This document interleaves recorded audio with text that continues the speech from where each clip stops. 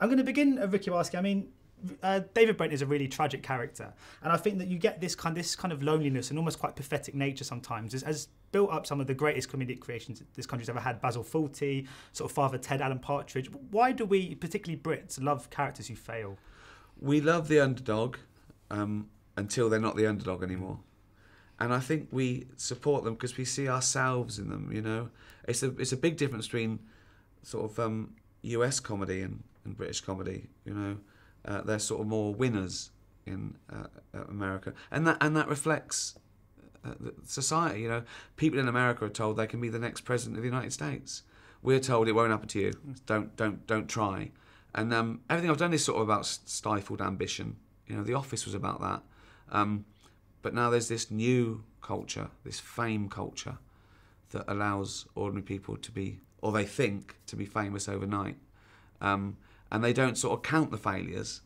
You know, for every person they see made it in a reality show, you know, 500,000 of them are back in the shoe shop. But they don't remember that because they think, no, it's like that lottery mentality. People know the lottery is 14 million to 1, but they go, no, it probably happened to me this week. You know, so it's about that. It's about that changing your life. And we've had a generation now of people who see people who do nothing to be famous or bad things to be famous and get rewarded for it. So it must be so confusing.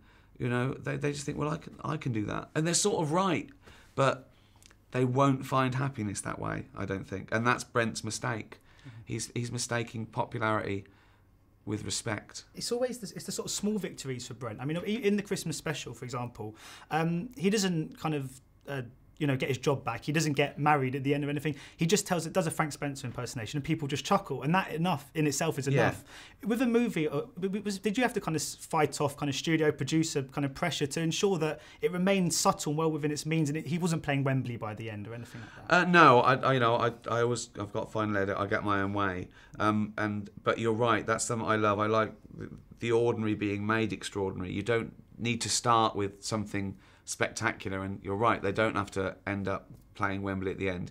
It's those tiny victories, it's those tiny little things that happen, you know, every day that keeps us going to the next tiny little thing. And he says that in a speech, you know. I try and leave people with hope, because I think hope saves you.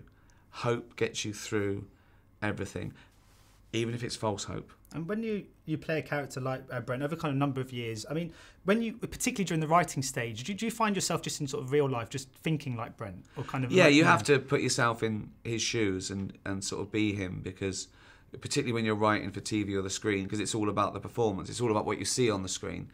You know, you can ruin a great screenplay by directing it badly, and vice versa. You can pretty much make a bad one okay, but I think it's all about. And The Office, and particularly David Brent, there's a lot of non-verbal stuff. There's a lot of body language, because it's all about sort of angst and lies and nervousness, and you know. So you do have to, you know, you visualise it or even play it out. And often I play it out and put it into a dictaphone. But it is all about the performance. I mean, if I'd have sent off the script to The Office, it would stop be in someone's drawer, you know, to film it and show them, you know. Think of that, you know, middle-aged man says unfunny thing, no one laughs, he touches his tie. Yeah. Doesn't jump off the page. No. But when you see it and you get it and you realise that he's trying to be famous and he's nervous about the camera, it all makes sense. So it's got to be performed. And one of the things I love about the movie is the music, in the sense that it's quite good. And I think that's always been the beauty. If it was bad, it wouldn't be believable. I mean, well, they were sort of supported by a little-known Scottish outfit called Texas once. Exactly, obviously. exactly. But is that quite difficult to get that balance of writing music that's funny, a little bit crap, but also a little bit good? Yeah, well, they're not joke songs like Monty Python. They're not comedy songs. They're not terrible songs. I didn't want that to be the joke, because, you know, he'd be pretty good. He can play guitar, he can sing. It's the fact that it's not going to happen for him. It's the fact that it's inappropriate. You know, a song like "Free Love, Free Way" track. You know, it's a track that Bruce Springsteen or Tom Petty could do. It's a cracking number, yeah. But it's about crossing America, picking up chicks. And when you realise it's being sung by a 55-year-old tampon rep who's never even been to America, it's the backstory that's funny. Yeah. And it's the fact that he's accidentally offensive. You know, he tries to help the plight of the Native American, but then, you know, brings up scalping. Now, he doesn't know if that happened. He saw it in a Western once, you know? So he's just desperate. He thinks he's changing the world, but he's doing his best. Yeah, he's accidentally crap. My favourite was always, she was the serpent that guards the gates of hell. What does that even mean? What does that even mean? I don't know. But that's the beauty.